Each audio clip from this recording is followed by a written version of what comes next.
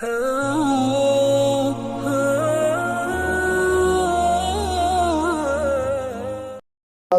خلق آدم صورته وقال النبي صلى الله عليه وسلم إن الدنيا خلقت لكم وإنكم خلقتم للآخرة أو كما قال صلی اللہ علیہ وسلم۔ معزز دوستوں اور بزرگوں اور نوجوان ساتھیوں، اللہ رب العزت والجلال نے ان آیات کے اندر انسانی پوری زندگی کا خلاصہ بیان فرما دیا ہے کہ انسان بچپن سے لے کر کے مرنے تک انسان کے اوپر 3 قسم کے حالات آتے ہیں۔ نمبر 1 اس کا بچپنا ہے، نمبر 2 اس کی جوانی ہے، نمبر 3 اس کا بڑھاپا ہے۔ تو اللہ نے اس ایک آیت کے اندر انسان کی پوری زندگی کو نچوڑ کو بیان فرما دیا ہے اور اس کے خلاصے کو بیان فرما دیا ہے کہ انسان کی پوری زندگی کا خلاصہ کیا ہے، انسان کی پوری زندگی کا نچوڑ کیا ہے۔ تو لہذا اس فانی زندگی اور اس فانی لذت کے پیچھے پڑ کر کے اپنی جو اصل حقیقی زندگی ہے اور جو باقی رہنے والی چیز ہے اس کے بعد اس کو انسان نہ بھلائے۔ اس فانی لذت اور فانی زندگی کے چکر میں پڑھ کر کے کیا ہے، اس کو اصل اور حقیقت سمجھ کر کے انسان اپنی اصلی حقیقت سے غافل نہ ہو جائے، اس کو بھلا نہ دے۔ تو اللہ نے اس آیت کے اندر کیا ہے، 4 لفظ استعمال فرمائے ہیں۔ اعلموا انما الحیات الدنیا لعب ولہو وزینۃ وتفاخر وتکاثر فی الاموال والاولاد۔ اللہ نے یہ 4 یا 5 لفظ استعمال فرمائے ہیں اور ان کو الگ الگ بیان فرمایا ہے کہ انسان جب پیدا ہوتا ہے تو پیدا ہونے کے بعد جو اس کی زندگی کا آغاز ہوتا ہے، اس کی زندگی کا جو سلسلہ شروع ہوتا ہے وہ لعب سے شروع ہوتا ہے۔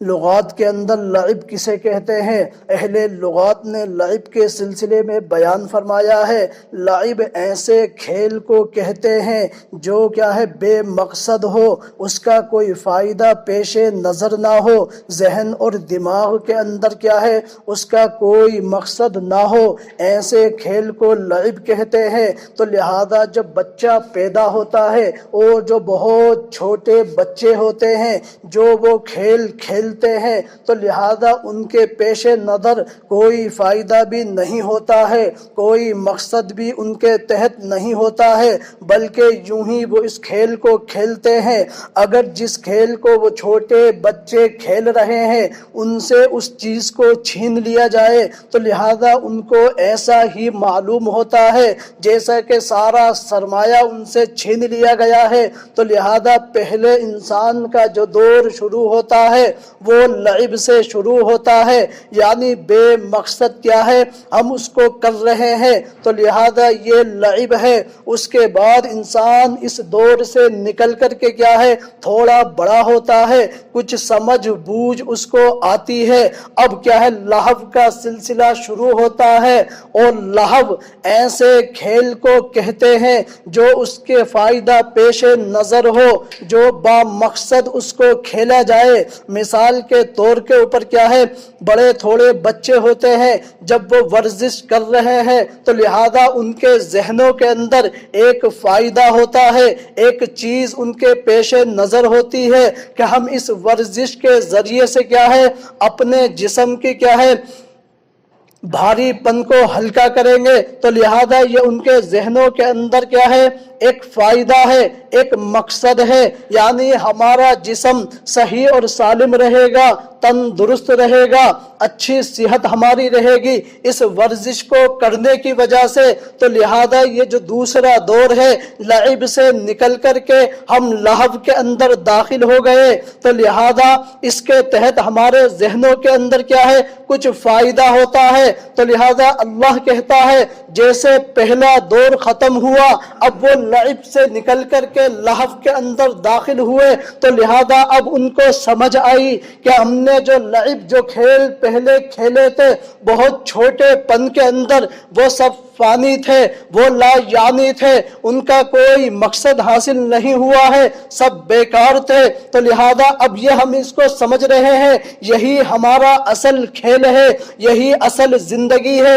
اللہ کہتا ہے لعب و لہو و زینت، پھر زینت کا سلسلہ شروع ہوتا ہے۔ انسان بچپنے سے نکل کر کے تھوڑا اس کو شعور آیا تو لہذا وہ پہلے والا دور ختم ہو گیا۔ ایسے ہی یہ لعب جو انسان اس کو اصل سمجھ رہا ہے، یہ بھی حقیقی نہیں ہے، یہ بھی فانی ہے، اس کے اوپر بھی زوال ہے، اس کے اوپر بھی کیا ہے، فنا ہے، یہ بھی فنا ہو جائے گا، یہ بھی ختم ہو جائے گا، یہ بھی باقی نہیں رہے گا۔ اس کے بعد زینت کا سلسلہ شروع ہوتا ہے۔ انسان کیا ہے، لہو سے نکل کر کے جب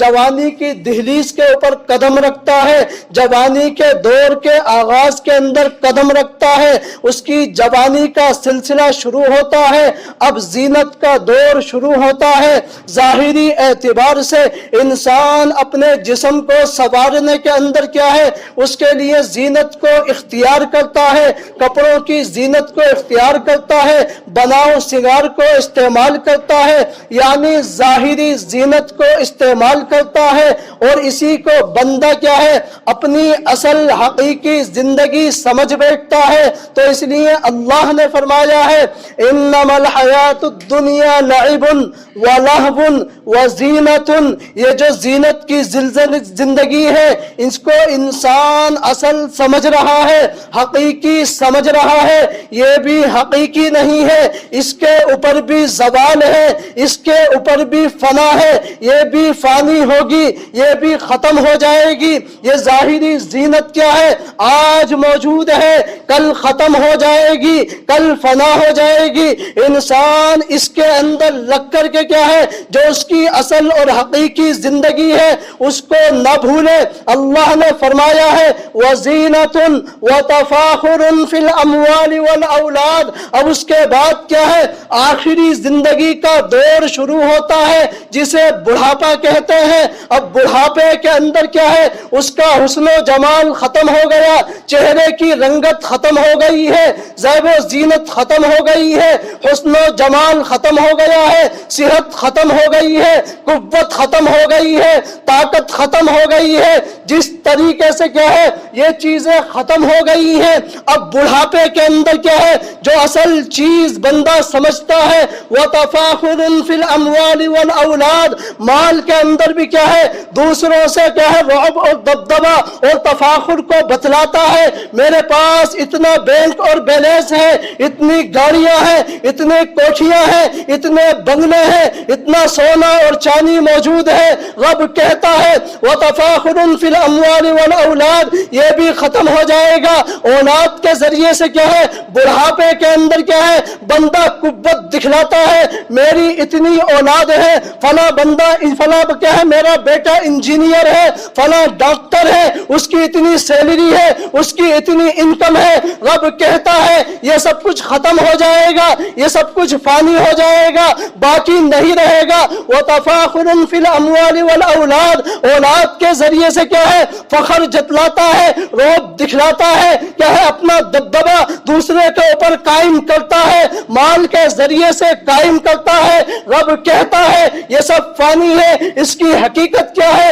اللہ نے ایک مثال کے ذریعے سے فرمایا ہے كَمَثَلِ غَيْثٍ أَعْجَبَ الْكُفَّارَ نَبَاتُهُ ثُمَّ يَهِيجُ فَتَرَاهُ مُصْفَرًّا ثُمَّ يَكُونُ حُطَامًا وَفِي الْآخِرَةِ عَذَابٌ شَدِيدٌ وَرِضْوَانٌ مِّنَ اللَّهِ۔ اللہ کہتا ہے اس دنیا کی زندگی کی جو لہب سے شروع ہوتی ہے اور تفاخر فی الاموال والاولاد کے اوپر ختم ہوتی ہے، بچپنا آتا ہے، تھوڑا انسان شعور حاصل کرتا ہے، کیا ہے، بلوغت کے قریب پہنچتا ہے، پھر جوانی کی دہلیز کے اندر آتا ہے، پھر بڑھاپے کے اندر پہنچتا ہے۔ اللہ کہتا ہے یہ سب فانی ہے، یہ سب ختم ہونے والا ہے۔ اس کی مثال ایسے ہی ہے جیسے کہ کیا ہے، ایک بارش برس رہی ہے، دھیرے دھیرے کیا ہے، کھیتی کے اوپر پڑ رہی ہے۔ اب کیا ہے، وہ کھیتی دیکھنے والوں کو، اس کے کاشتکاروں کو کیا ہے، جب وہ ہری بھری ہوتی ہے، سر سبز اور شاداب ہو جاتی ہے، اپنی رنگت اور اپنی کیا کھیتی شباب کے اوپر آتی ہے،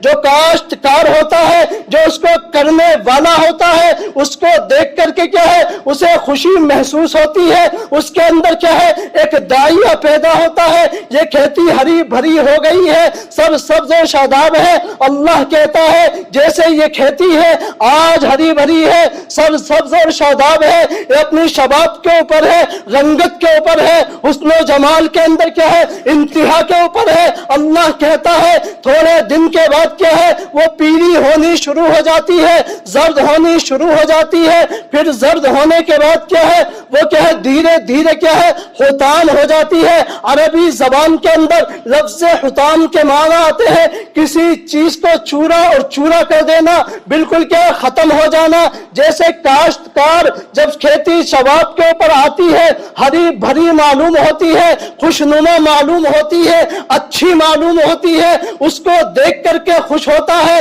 پھر تھوڑے دنوں کے بعد کیا ہے وہ زرد ہونا شروع ہو گئی، پھر وہ چورا چورا ہو گئی، بالکل ختم ہو گئی ہے، اب اس کو افسوس ہو رہا ہے جیسے یہ کھیتی ہے یہ باقی نہیں رہی ہے، ایسے ہی یہ زندگی ہے، یہ زندگی بھی فانی ہے، یہ باقی رہنے والی نہیں ہے، اس کے اوپر بھی زوال ہے، اس کے اوپر بھی اضمحلال ہے، یہ بھی ختم ہو جائے گی، یہ بھی باقی نہیں رہے گی، تو لہذا اصل جو زندگی ہے وہ زندگی آخرت کی ہے۔ ایک دوسری آیت کے اندر رب ذوالجلال کیا کہتا ہے بل تؤثرون الحیات الدنیا والآخرت خیر وابقا، 30ویں پارے کے اندر سبح اسم ربک الاعلی کے اندر رب ذوالجلال نے دنیا کی حقیقت کو واضح کیا ہے، بل تؤثرون الحیات الدنیا، لوگ جو ہیں وہ دنیاوی زندگی کو ترجیح دیتے ہیں، کس چیز کے اوپر، کس چیز کے مقابلے کے اندر، والآخرت خیر وابقا، اس آخرت کے اوپر جو ہمیشہ رہنے والی ہے، جو باقی رہنے والی ہے۔ عبداللہ ابن مسعود رضی اللہ تعالی عنہ اس آیت کے تحت کے اندر فرماتے ہیں کہ انسان کیا ہے دنیاوی زندگی کو جو ترجیح دیتا ہے وہ دو چیزوں کی وجہ سے دیتا ہے، وہ دو چیزیں کون سی ہیں؟ ایک چیز یہ ہے انسان آخرت کو بھلا دیتا ہے، دنیاوی زندگی کے اندر لگ جاتا ہے، اسی کو اصل سمجھتا ہے، اسی کو حقیقت سمجھتا ہے، اسی کو باقی رہنے والی سمجھتا ہے۔ اس کی وجہ یہ ہے کہ آخرت کی جو زندگی ہے، آخرت کا جو انعام ہے، آخرت کا جو فائدہ ہے وہ غائب ہے، ہماری نظروں کے سامنے نہیں ہے، آخرت کے اندر ملے گا، اور دنیا کے اندر جو کچھ بندہ کرتا ہے وہ ہماری آنکھوں کے سامنے ہے، اسے حاضر کہتے ہیں، وہ آنکھوں کے سامنے ہے، تو لہذا بندہ کیا ہے غائب کے مقابلے کے اندر حاضر کو ترجیح دیتا ہے۔ عبداللہ بن مسعود فرماتے ہیں پہلی چیز دنیا کو ترجیح دینے والی یہ ہے، دنیا کا فائدہ کیا ہے فوراً مل جاتا ہے، آنکھوں کے سامنے ہوتا ہے، بندہ آنکھوں سے دیکھتا ہے، اس لیے دنیا کو ترجیح دیتا ہے اور آخرت کو بھول جاتا ہے، کیونکہ وہ پردے کے پیچھے ہے، وہ آخرت کے اندر ہے، نظروں سے غائب ہے، نظروں سے اوجھل ہے، اس لیے کیا ہے بل تؤثرون الحیات الدنیا، دنیاوی زندگی کو لوگ ترجیح دیتے ہیں۔ پہلا فائدہ یہ ہے، پہلی چیز یہ ہے، اور دوسری چیز یہ ہے دنیا کا جو فائدہ ملتا ہے وہ نقد ملتا ہے، فوراً ملتا ہے، اور آخرت کے اندر جو کچھ ملے گا وہ ادھار ہے، وہ کیا ہے وہاں پہنچنے کے بعد ملے گا، تو لہذا پہلی چیز فوراً مل جاتا ہے، نقد ملتا ہے، ادھار کے مقابلے کے اندر لوگ نقد اور فوراً کو ترجیح دیتے ہیں، اسی طریقے سے غائب کے مقابلے کے اندر کیا ہے حاضر کو ترجیح دیتے ہیں، اس لیے لوگ کیا ہے دنیاوی زندگی کو ترجیح دیتے ہیں، کس چیز کے مقابلے کے اندر بل تؤثرون الحیات الدنیا والآخرت خیر وابقا، آخرت کے مقابلے کے اندر۔ تفسیر ابی سعود کے اندر کیا ہے اس آیت کی تفسیر کرتے ہوئے فرماتے ہیں تفضلون ایھا الناس فی هذه الحیات الفانیہ علی الآخرۃ الباقیہ فتشتغلون بها وتنسون عنها، کیا ہے لوگ کیا ہے اس دنیاوی زندگی کے اندر لگ کر کے کیا ہے اسی کے اندر مشغول ہو گئے، اسی کے اندر کیا ہے حاصل کرنے کی اور اس کو فضیلت سمجھنے کے کیا ہے لوگ لگ گئے ہیں آخرت کے مقابلے کے اندر۔ اس کی وجہ کیا ہے والآخرت خیر وابقا، آخرت کا حال یہ ہے والحال انہ ان الدنیا فانیہ، اور کیا ہے دنیا کا حال یہ ہے کہ یہ فانی ہے، والآخرۃ باقیہ، اور آخرت کا حال یہ ہے یہ ہمیشہ رہنے والی ہے، اس لیے لوگ اس کو ترجیح دیتے ہیں۔ اور دوسری آیت کے اندر فرمایا ہے کہ لوگ کیا ہے ایک دوسرے کے ذریعے سے فخر کرتے ہیں، کہاں تک فخر کرتے ہیں؟ حتی زرتم المقابر، یہاں تک کہ ان کو موت آ جاتی ہے۔ تفسیر قرطبی کے اندر اس معنی کے ذریعے سے تفسیر کرتے ہیں شغولکم المباحات بکثرت المال والاولاد عن طاعت اللہ، لوگ مال کے ذریعے سے بھی اولاد کے ذریعے سے بھی کیا ہے ایک دوسرے کے اوپر فخر کرنے کے اندر کیا ہے مشغول ہے، اسی کو اصل سمجھ رہے ہیں، اسی کو باقی سمجھ رہے ہیں۔ حتی متم، یہاں تک کہ ان کو موت پہنچ جاتی ہے، وہ مردہ مر جاتے ہیں، موت ان کو چھو لیتی ہے۔ وَدُفِنْتُمْ فِي الْمَقَابِرَ،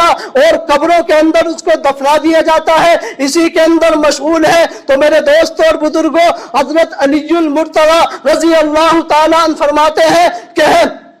وَسَابِقُوا، کہ سبقت کرو، اس کے تحت کے اندر فرماتے ہیں کہ یہ تم مسجدوں کے اندر سب سے پہلے پہنچنے والے بنو، اور جب مسجد سے نکلو تو سب سے آخر کے اندر نکلنے والے بنو، تاکہ کیا ہے تم دوسروں سے اعمال کے اندر سبقت لے جاؤ گے۔ اور کیا ہے عبداللہ بن مسعود فرماتے ہیں کہ تم کیا ہے جہاد کی صفوں کے اندر سب سے پہلی صفوں کے اندر بڑھنے والے بنو۔ اس آیت کی تفسیر کے اندر انس رضی اللہ تعالیٰ عنہ فرماتے ہیں جب نماز کھڑی ہو تو سب سے پہلی جو صف ہے اس کے اندر تم آ کر کے شامل ہو جاؤ، تاکہ تم لوگوں سے سبقت لے جاؤ اعمال کے ذریعے سے۔ اور جب اعمال کے ذریعے سے بندہ سبقت لے جائے گا تو اس کا صلہ کیا ہوگا؟ وَرِضْوَانٌ مِّنَ اللَّهِ، اللہ تعالیٰ اس کو کیا ہے راضی ہو جائے گا، اللہ کی رضامندی حاصل ہو جائے گی، اور اللہ اس کے گناہوں کو معاف فرما دے گا۔ تو میرے دوستوں اور بزرگوں، اللہ نے کیا ہے جنت کا تذکرہ کرتے ہوئے فرمایا ہے وَسَارِعُوا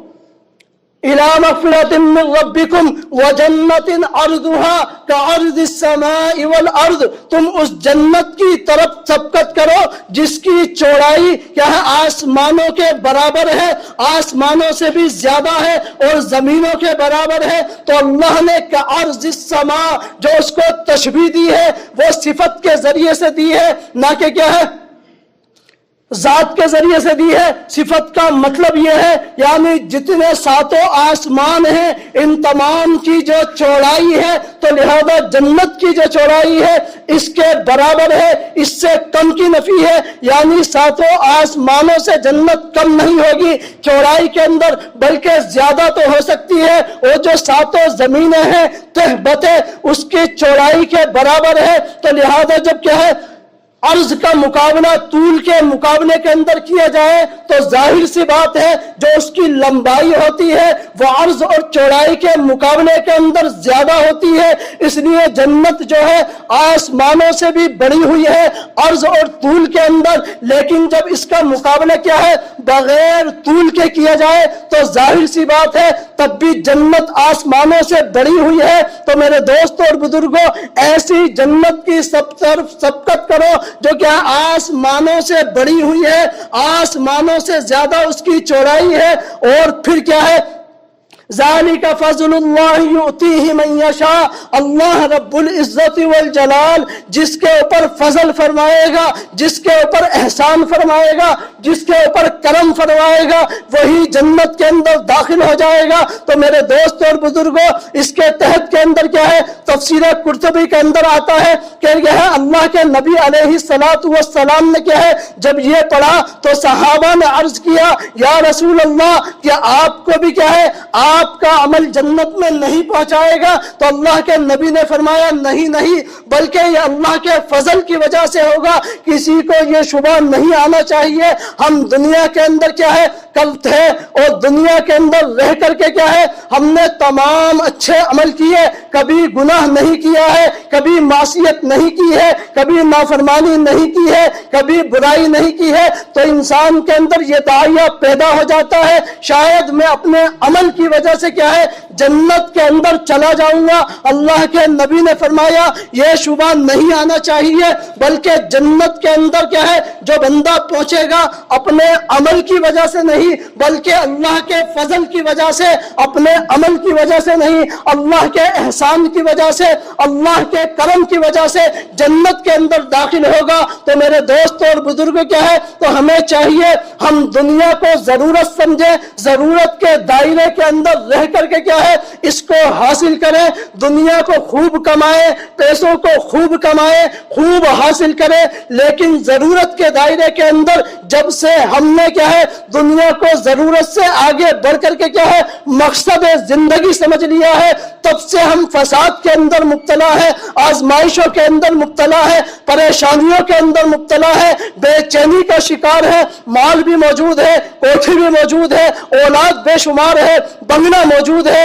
گاڑیاں موجود ہے، لیکن ذہنی سکون نہیں ہے، ذہن کے اعتبار سے بے چین رہتا ہے۔ اس کی وجہ یہی ہے ہم نے دنیا کو کیا ہے ضرورت نہیں سمجھا ہے بلکہ مقصد سمجھا ہے۔ اللہ کہتا ہے دنیا ضرورت ہے، ضرورت کے دائرے میں رہ کر کے اس کو حاصل کرو، مقصد زندگی نہ سمجھو، مقصد زندگی نہ بناؤ۔ اس لیے اللہ نے فرمایا ہے بل تؤثرون الحیات الدنیا والآخرۃ خیر وابقی، دنیاوی زندگی تو فانی ہے، آج موجود ہے کل نہیں ہوگی، آج حسن ہے کل نہیں ہوگا، جیسے یہ حسن ختم ہو جائے گا دنیا کی زندگی بھی ختم ہو جائے گی۔ والآخرۃ خیر وابقی، جو آخرت کی زندگی ہے، جو اصل زندگی ہے، جو اصل سرمایہ ہے، جہاں موت نہیں ہے، جہاں زوال نہیں ہے، جہاں فنا نہیں ہے، ہر چیز کیا ہے ابد الاباد کے لیے ہے، ہمیشہ ہمیش کے لیے ہے، موت سے تعلق نہیں ہے، موت کو بھی موت آ جائے گی وہ بھی ختم ہو جائے گی، اب انسان باقی رہے گا، اس کے لیے کوشش کرے، اس کے لیے محنت کرے، اس کو حاصل کرنے کے اندر کیا ہے اپنی زندگی کو کھپائے، اپنے شب و روز کو گزارے، اس کے لیے محنت کرے، یہی اصل زندگی ہے، یہی اصل سرمایہ ہے، یہی اصل حقیقت ہے۔ اسی کے لیے کیا ہے ہم محنت کریں، جب اس کی کیا ہے دنیا کو مقصد نہ سمجھ کر کے ضرورت سمجھیں گے، آخرت کو مقصد سمجھیں گے، تب اللہ کیا ہے ہمیں اعمال صالحہ کی بھی توفیق عطا فرمائے گا، اچھے عمل کا صدور بھی کیا ہے ہمارے اعضاء سے ہوگا، ہمارے جوارے سے ہوگا، تب جا کر کے کیا ہے ہم کامیاب ہو جائیں گے، اللہ کی نعمتوں سے سرشار ہو جائیں گے، اللہ کی نعمتوں سے فائدہ اٹھائیں گے، ورنہ تو ہم نقصان کے اندر ہیں۔ اس لیے اللہ نے فرمایا ہے والعصر ان الانسان لفی خسر، تمام کے تمام انسان خسارے کے اندر ہے، گھاٹے کے اندر ہے، کیا ہے نقصان کے اندر ہے اور خسران کے اندر ہے، سوائے کون لوگ الا الذین آمنوا، اللہ نے شرط لگا دی ہے جو ایمان کو قبول کرے، اللہ کو ایک مانے، رسول کو رسول مانے، وعملوا الصالحات اور عمل صالح کرے۔ عمل صالح یہی ہے کہ اللہ کے احکام کے مطابق کیا ہے زندگی کو گزارے، تب جا کر کے ہم کامیاب ہوں گے، ورنہ نقصان کے اندر ہے، خسارے کے اندر ہے، گھاٹے کے اندر ہے اور ٹوٹے کے اندر ہے۔ اس لیے میرے دوست اور بزرگوں دنیا کی زندگی کو حقیقت نہ سمجھیں، اس کو حاصل کریں ضرورت سمجھ کر کے، یہ ہمارے لیے اس سے فائدہ ہے، بس اس حد تک اس کو حاصل کریں، اس سے آگے بڑھیں گے تو ہم پریشانیوں کا، بے چینیوں کا، مصیبتوں کا، بیماریوں کا، دیگر چیزوں کے اندر مبتلا ہو جائیں گے، دنیا کے اندر بھی ہم عذاب کے اندر مبتلا ہو جائیں گے اور آخرت کے اندر تو پھر عذاب ہی عذاب ہے۔ اللہ رب العزت والجلال میری الفت مدینے سے یوں ہی نہیں، میرے آقا